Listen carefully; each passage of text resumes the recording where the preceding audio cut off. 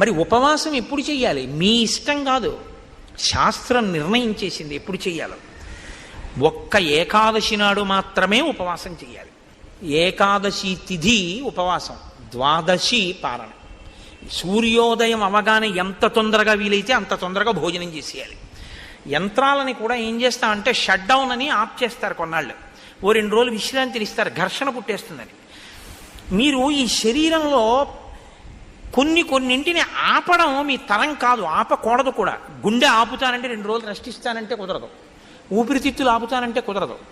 కానీ అన్ని అవయవాలకి కావలసినటువంటి రక్తాన్ని తయారు చేయడానికి, తీసుకున్న పదార్థాన్ని జీర్ణం చెయ్యడానికి ఈ వ్యవస్థ నిరంతరం పనిచేస్తుంది. నిరంతరం పనిచేసే ఈ వ్యవస్థకి విశ్రాంతినిస్తే అది మరింత సంతోషంగా పనిచేస్తుంది.